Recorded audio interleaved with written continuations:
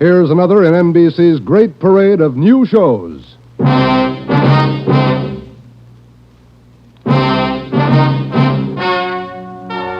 Ladies and gentlemen, the story you're about to hear is true. Only the names have been changed to protect the innocent. NBC brings you Dragnet.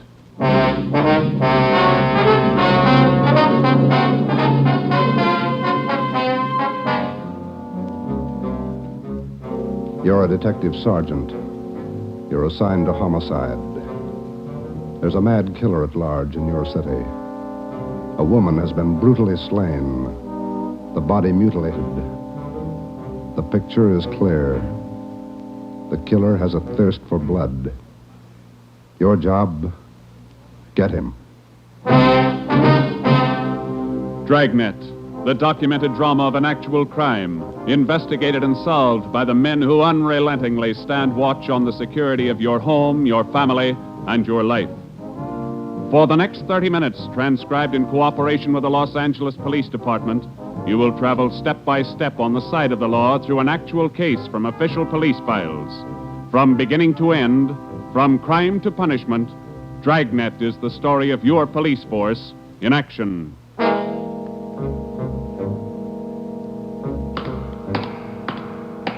It was Wednesday, January 12th. It was raining in Los Angeles. We were working the night watch out of homicide.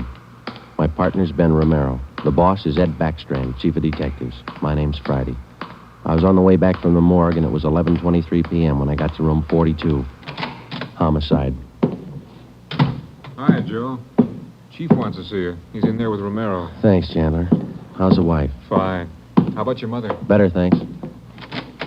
Hi, Joe. Hi. Friday, sit down. Did they post the body yet? In the morning.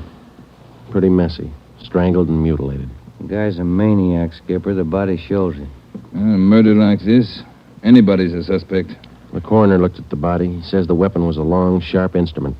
Found her in a hotel down on East 3rd Street. Manager's son discovered her about 7:30. You talked to him? It was too much for him. He passed out. Manager wasn't home. We'll check with him before midnight. Close to it now, Joe. We better get going. All right. The boys from the crime lab check the room. They're still down there, Ed. The place is a mess. And get back as soon as you can. We're working straight through on this thing. That's a hot shot. I'll get it. At the Lux Hotel, room 219, corner of South Grand and Cordova. Dead body. Possible homicide. The Lux Hotel, room 219, corner of South Grand and Cordova. A dead... What is it, Friday? Lux Hotel, possible homicide. Busy night. Yeah. You coming, Ed? Right. Let's go.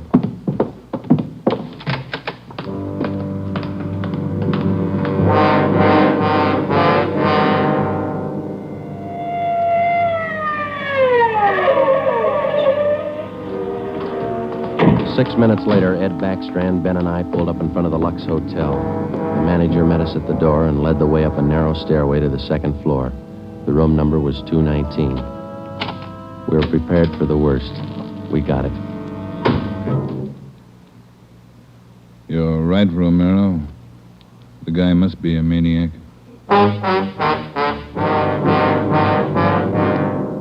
2 hotels, 2 murders. The same M.O. 3 of us made a brief inspection of the room at the Lux Hotel. We took a few notes on the appearance of the girl's body and a brief description. Apparently, she'd been strangled to death first, and then her body brutally mangled. Ben and I went back down to the lobby, and the manager, Mr. Ford, showed us the house book. The girl was registered together with a man, Mr. and Mrs. Philip Grant.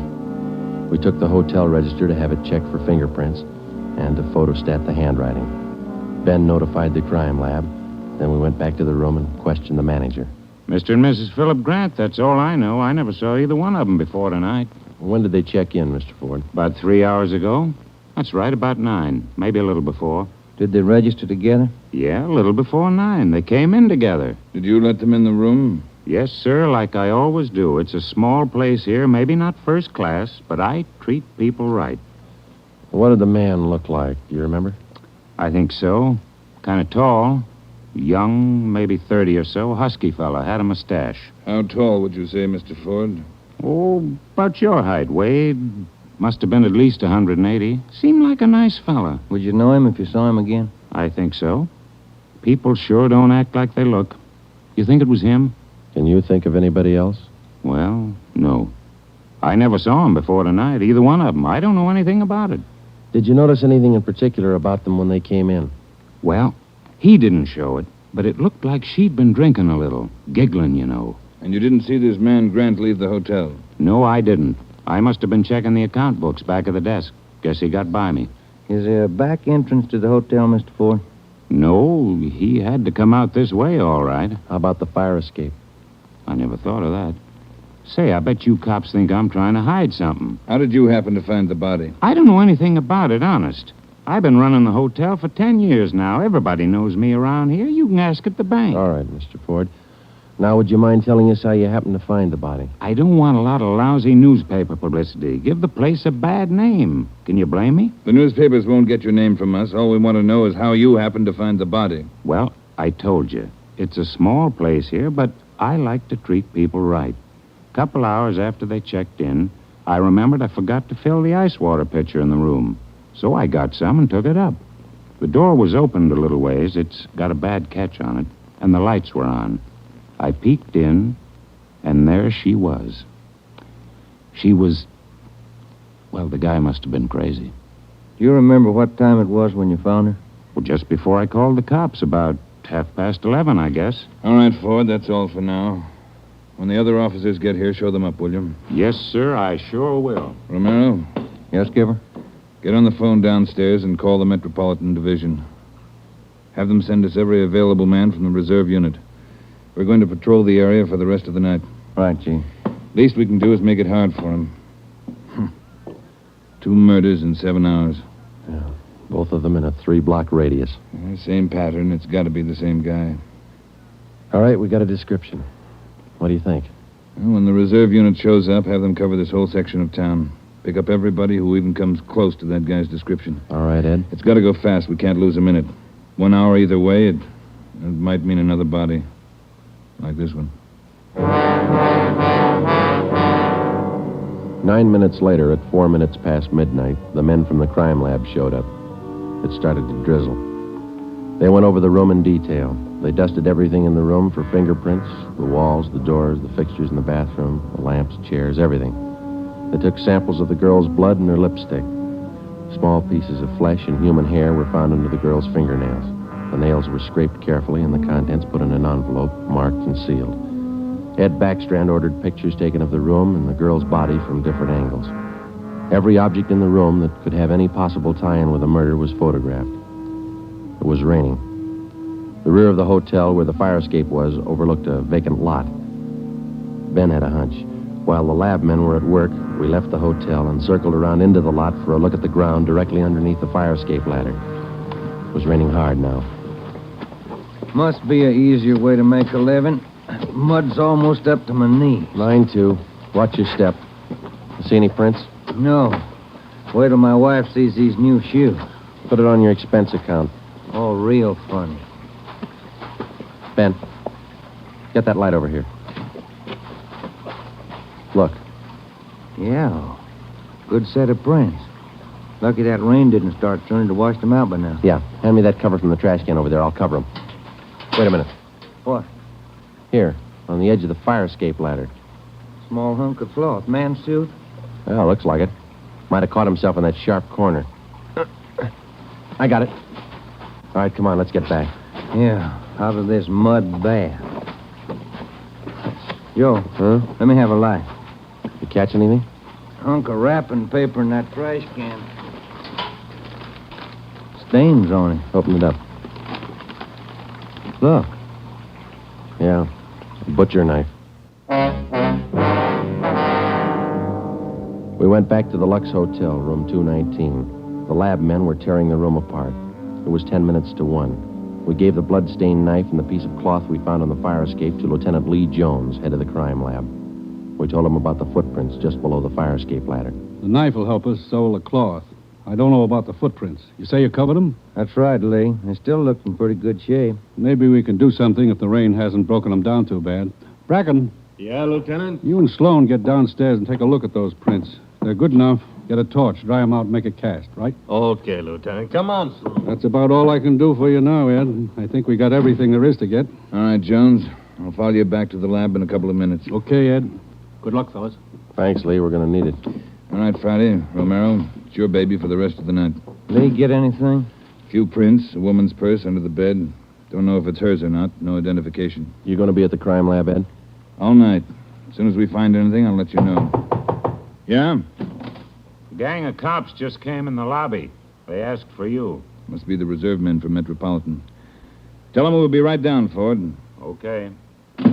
You want us to handle it, Ed? That's right. Do just as I told you. Spread them out over the whole area. Cover the streets, the alleys, the flop houses, restaurants, bars, everything. You got a description to go on. Find the man that fits it. Right, Skipper. Don't forget, the guy's a killer twice over. I don't think he'd hesitate on you. Be careful.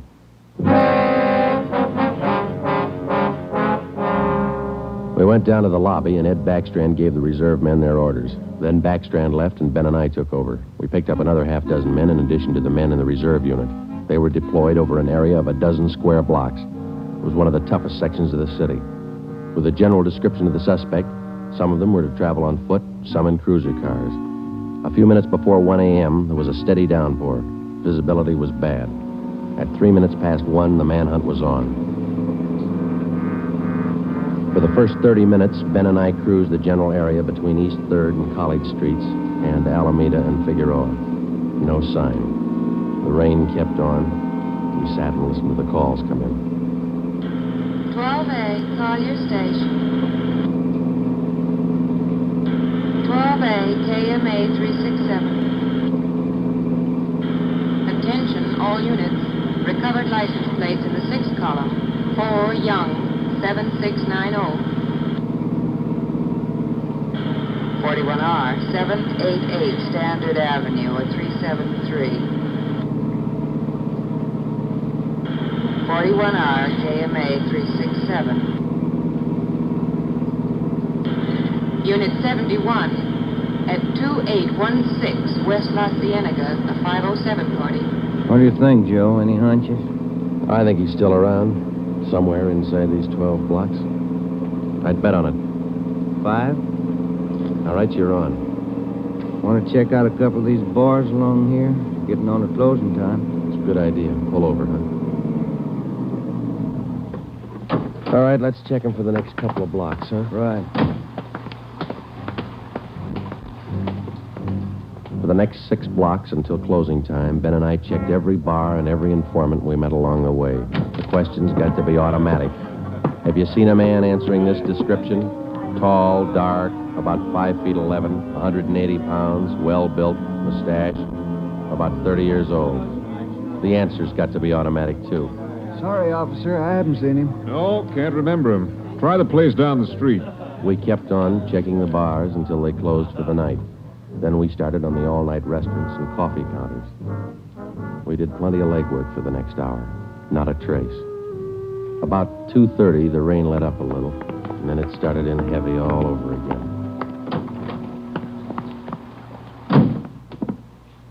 That finishes that block. Yeah, I better get the radio on. Yeah. Beautiful weather. Buy the bucketful. You want to smoke? Thank you. Control 4 to Unit 80K. Is Your that a match? location, please. Yeah. 80K, your location. KMA 367. That's us, Joe. You want to take it? Yeah, I got it. 80K to Control 4. 80K to Control 4. Our location, corner of Alameda and Commercial. KMA 367. 80K, stand by. Something doing. Maybe. No, hold on a minute. Control 4 to 80K. Go to the crime lab, code 2. 80K to Control 4, KMA 367. Crime lab. Maybe those prints paid off. Well, I hope so. Let's go. That killer sure picked fine weather to work in. Feels like I just been swimming in these clothes. Yeah. I hope those guys in the crime lab have the heater on. A hot bath and a warm bed lead me on. Attention, all units. Hold it. Let's get the radio. Attention, all units. At 420 St. John's Place, a woman screaming. At 420 St. John's Place, a woman... All right, double around, Ben. Hit the siren. I'll get the light. Right, hold on. on the market, is that right? Yeah, watch out for those car tracks. They're wet. Hold on again. The alley up ahead to your right, huh? All right, pull up, Ben. Put the street light over there. There you are. All right, come on. Let's go. Officer, over here! All right, what happened? Let's have it. This girl, Rita, she was coming home up the street. A man, he tried to grab her. He slashed her coat. Look at her. I saw him as he ran under the street light. Where'd he go? Down that way, down the alley, over that fence there. A big man. Davis, you there? Yeah, Joe. All right, Ben, go with Davis. Circle behind the alley. See what you can find. I'll call in. All right, come on, Dave. Yeah. Officer, look at her face. What's wrong with her? Severe state of shock, it looks like. Get her in the house, huh? I'll call an ambulance.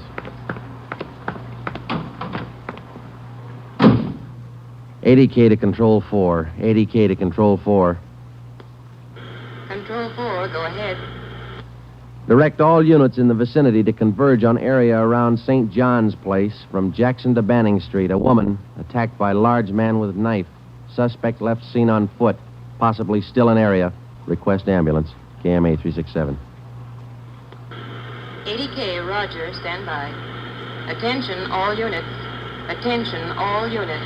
Converge on area around St. John's Place, Jackson to Banning Street.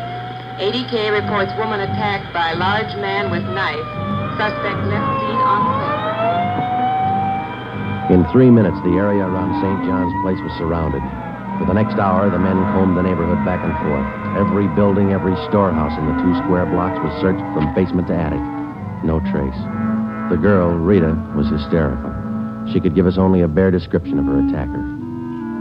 At 3:45 a.m., a detail was assigned to patrol the area and the rest of the cars, and men were deployed again in the general area from Figueroa to Alameda Street and East 3rd to College Street. The manhunt went on. So did the rain. At 3:54, Ben and I checked in at the Old City Jail building, 2nd floor, the crime lab. Chief Ed Backstrand and Lee Jones were waiting for us. Heard about the call. How'd he get away? Not sure it was him, Skipper. How do you mean? Well, the girl wasn't hurt bad for one thing. No attempted strangling. For another thing, the guy stole her purse. That doesn't sound like the man we're after.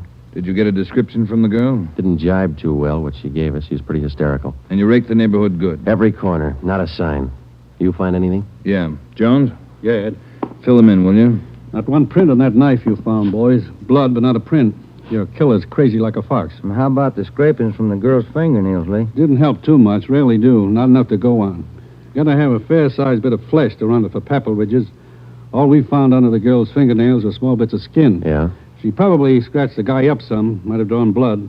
We had more luck with the footprints. You get an impression? Dried out the ground with torches and cast them.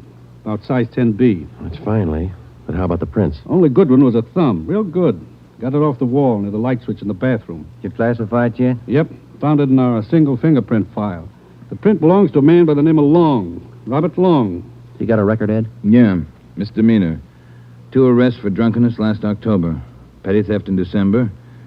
The mama sheet shows a dishonorable discharge from the United States Coast Guard in 1946. Age 29, 192 pounds, 5 feet 10 inches, dark hair, dark eyes. That's close enough. We got even closer, Joe. Long works as a counterman at the Cottage Cafe down on South Flower. Started there last week on the early morning shift, but he didn't show up for work last night. Good. Where'd you get the tip? The knife you boys found. It didn't have any prints, but it had a brand on it. We ran it down. It was taken from the Cottage Cafe. Mm-hmm. Any address on this Robert Long, Ed? Yeah, got it from his boss. Rooming house on East 1st. Landlady says he hasn't been home in 2 nights. Yeah, now we wait. Rooming house is staked out, and so is the Cottage Cafe, just in case Long decides to show up for work this morning. What time you got, Romero? 6 minutes past 4. All right. We've got every indication that Robert Long's the man we're after. His description, fingerprints, the knife, the footprint, his size. Maybe we're wrong. I don't think so. How about a motive, Ed? I think Robert Long likes to kill. He's thirsty for it. None of the victims were criminally attacked. They were strangled. Bodies mutilated. How about robbery? No. 2 of the women he killed had money in their purses. He didn't touch it. Well, what's next, Skipper? Back on the street? Figueroa to Alameda, East 3rd to College Street. Keep a net around that area and work it back and forth until we're positive he's not inside. I think he is.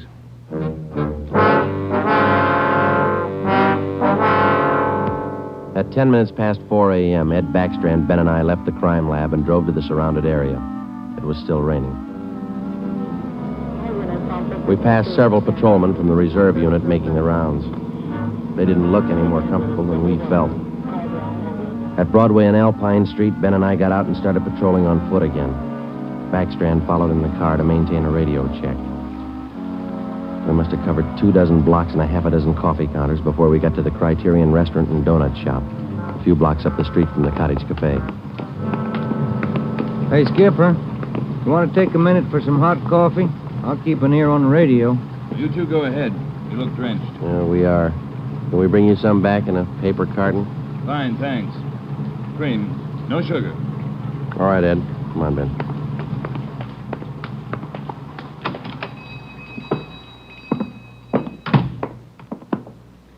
Place is empty. Yeah. Yes, sir, gentlemen. What'll it be? Hot coffee? Yeah, there's two of us here. Can you fix up one to go? Sure thing. Say, on that one to go, cream, no sugar. Right. Say, you fellas cops? Yeah, why? No offense, just wondering. Here you are. Thank you. Cop in uniform was around a couple hours ago. Wanted to know if I'd seen some guy he was looking for. Tall, about 190 pounds, mustache, about 30 years old. Yeah, that's the description he gave me. He was looking for the guy. So are we.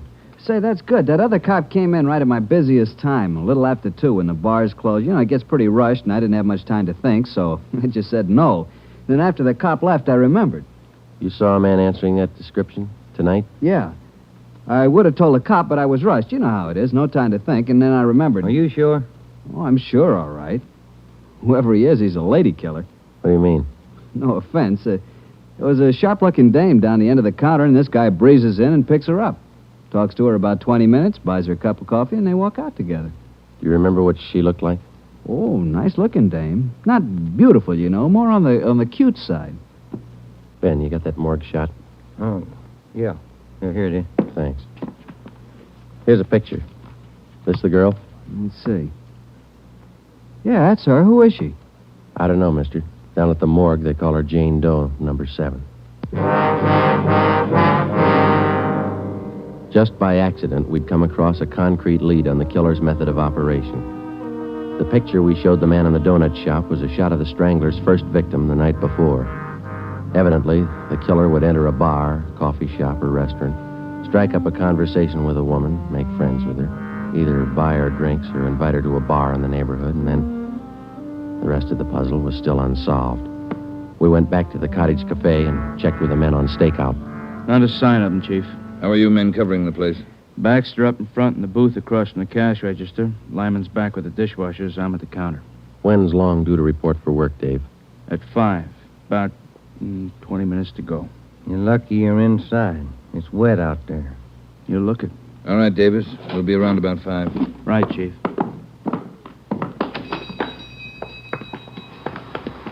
Let's get back in the car.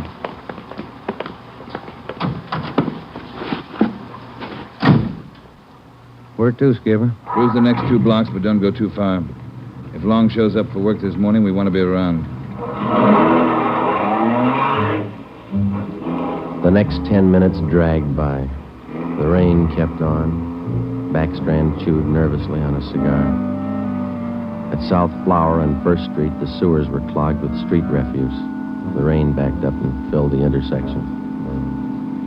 A group of aircraft workers huddled together in a doorway on one corner, waiting for the bus. It was cold and damp. I opened one of the back windows in the car to get some fresh air in.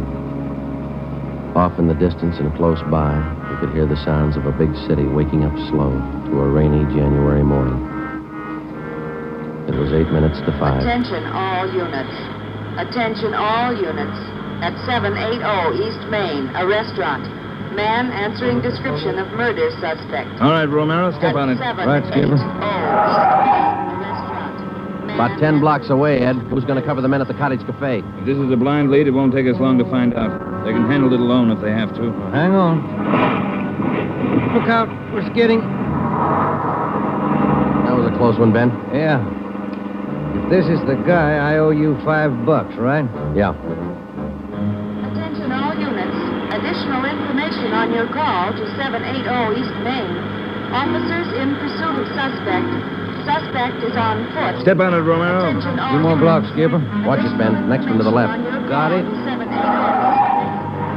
That's the joint up ahead there. All right, watch your step and don't take chances.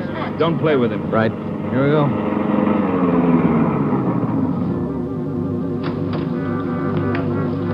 He went out the back, ran down that alley. Come on, Ben. Behind you. You men, hustle it. Circle around the block and choke off the alley. Fast. Emerson, Holmes, go with them. Right. All right, over the fence, Ben. Ben, look out, look out. You all right? He's not that good. Come on, Joe. All right. There he goes. Between the buildings. Stop or I'll shoot. The next house. He ducked into the basement. All right, cover me. Right. Come on, he broke through the garage doors. There's Davis. Dave, he slipped through. Get down to the next corner and ring the block. Yeah. Ben, did you follow him? Yeah, right on his tail. That warehouse, a couple of lots over. He went through the back. There it is, Joe. All right, don't go in blind. Watch out. All right, you haven't got a chance. Come out with your hands up. He's not stopping, Joe. All right, let's fan out. All right, Ben, cover me. I'm going for the door.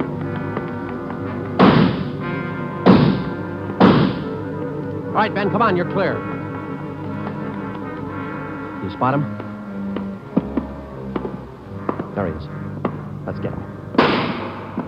Close. He's in a good spot. Let's move. He's up in the loft. Come on, let's head for the stairs. Will you? Easy. You spot him, Ben? No. Not a sign. Ben, look out, that packing case.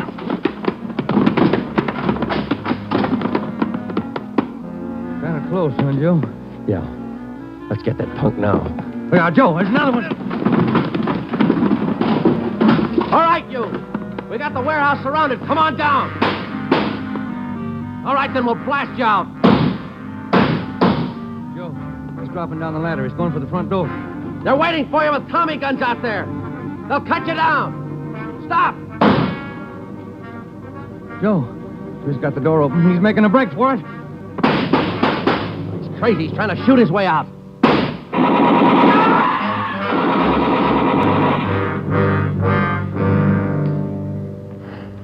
Well, he asked for it. Yeah. Let's take a look.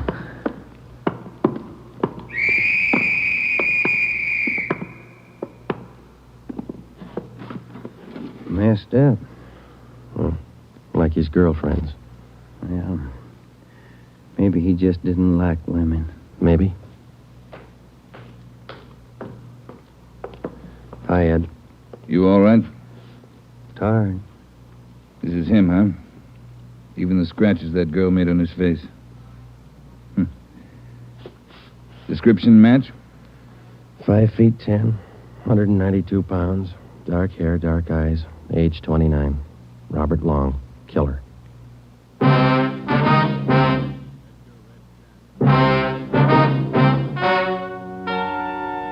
story you have just heard is true.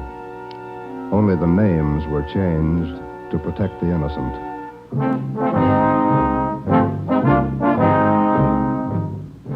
You have just heard the 10th in a new series of authentic cases transcribed from official files. Technical advice for Dragnet is furnished by the Los Angeles Police Department. Tonight's program is dedicated to Detective Louis A. Abbott of the Chicago Police Department, who on the afternoon of March 3rd, 1947, gave his life so that yours might be more secure.